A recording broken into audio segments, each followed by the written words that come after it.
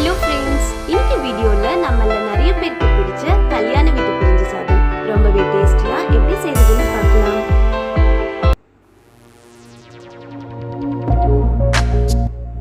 இப்போ நான் 2 கப் பாஸ்மதி ரைஸை நல்லா வாஷ் பண்ணிட்டு 1/2 hour ஊற வச்சிருக்கேன். நல்ல குவாலிட்டி பாஸ்மதி ரைஸா சூஸ் பண்ணிக்கோங்க. இப்போ ஒரு ப்ரெஷர் பேன் நல்லா ஹீட் ஆனதுக்கு அப்புறமா 2 டேபிள் ஸ்பூன் ஆயில் சேர்த்துருக்கேன். இது கூடவே 1 ஸ்பூன் நெய் சேர்த்துட்டு நல்லா ஹீட் பண்ணிடலாம்.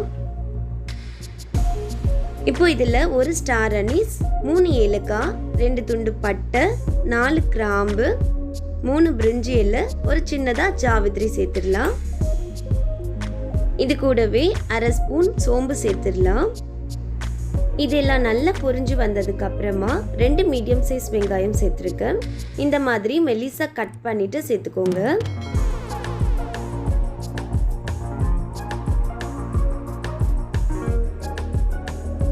வெங்காயம் ஓரளவு வதங்கினதுக்கு அப்புறமா 3 பச்சை மிளகாய் சேர்த்துடலாம்.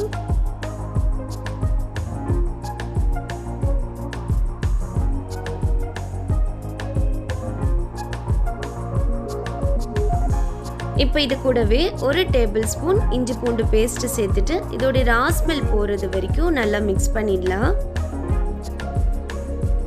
இந்தளவு வந்ததுக்கு அப்புறமா 1/2 கப் கேரட், 1/2 கப் பீன்ஸ், 2 உருளைக்கிழங்கு கொஞ்சம் பெரிய பீசஸாக கட் பண்ணி சேர்த்துருக்கேன். இது கூடவே நீங்கள் பச்சை பட்டாணியும் சேர்த்துக்கலாம். நான் இப்போ பச்சை பட்டாணி ஆட் பண்ணலை. இதெல்லாம் சேர்த்து நல்லா கலந்துடலாம். நான் வெஜிடபிள்ஸை கொஞ்சம் பெரிய பெரிய பீசஸாக கட் பண்ணிட்டு சேர்த்துருக்கேன். அப்போ தான் எடுத்து சாப்பிட்றதுக்கு நல்லாயிருக்கும்.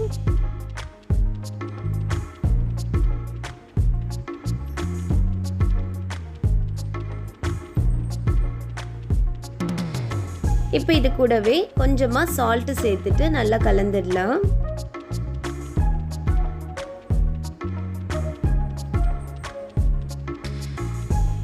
இப்போ இதில் 1 மீடியம் சைஸ் தக்காளி சேர்த்துருக்கேன். தக்காளி கொஞ்சமாகவே சேர்த்துக்கோங்க. தக்காளி அதிகம் ஆட் பண்ணிட்டோன்னா பிரிஞ்சி டேஸ்ட்டில் இருக்காது, பிரியாணி டேஸ்ட் ஆகிடும்.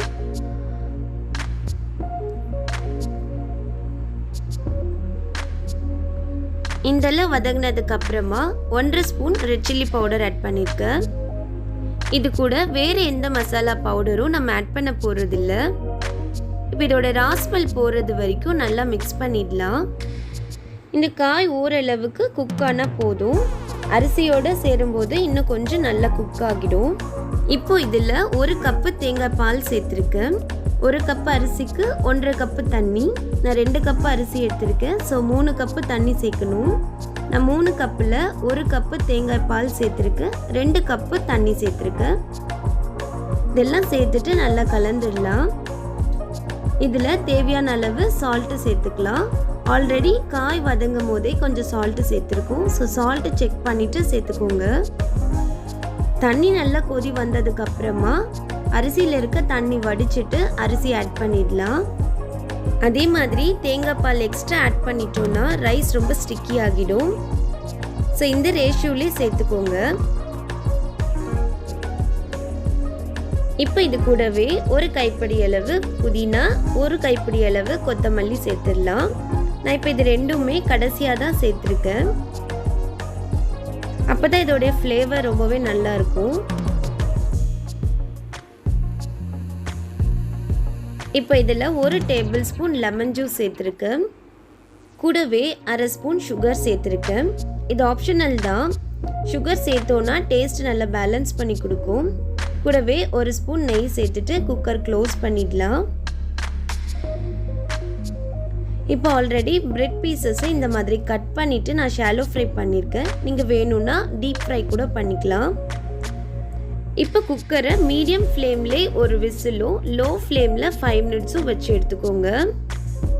ஒருவேளை தம் போடுறதா இருந்தால் ஒரு வாழை இலையோ இல்லை சில்வர் ஃபாயிலோ போட்டு க்ளோஸ் பண்ணிவிட்டு பழைய தோசை தவா மேலே வச்சு 20 to 25 மினிட்ஸ்க்கு தம் போட்டு எடுத்துக்கோங்க. அவ்வளவுதான். நம்ம இப்போ குக்கர் ஓப்பன் பண்ணியாச்சு. பாருங்கள் எவ்வளோ பர்ஃபெக்டாக அரிசி குக் ஆகியிருக்கு. இப்போ இந்த ரைஸ் கூடவே பிரெட் பீசஸையும் ஆட் பண்ணிடலாம். அரிசி உடையாமல் லைட்டாக மிக்ஸ் பண்ணிவிட்டு மறுபடியும் ஒரு 10 மினிட்ஸ் க்ளோஸ் பண்ணி வச்சிடலாம்.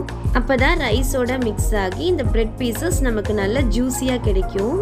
அவ்வளவுதான், ரொம்பவே டேஸ்டியான கல்யாண வீட்டு வெஜ் பிரிஞ்சி ரெடி ஆயிடுச்சு. நீங்களும் கண்டிப்பாக இந்த ரெசிபியை ட்ரை பண்ணி பாருங்கள். ட்ரை பண்ணி பார்த்தீங்கன்னா எப்படி இருந்ததுன்னு கமெண்ட் பண்ணுங்கள். இந்த வீடியோ உங்களுக்கு பிடிச்சிருந்தா லைக் பண்ணுங்கள். மறக்காமல் நம்ம சேனல்லையும் சப்ஸ்கிரைப் பண்ணிக்கோங்க. தேங்க்யூ ஃபார் வாட்சிங்.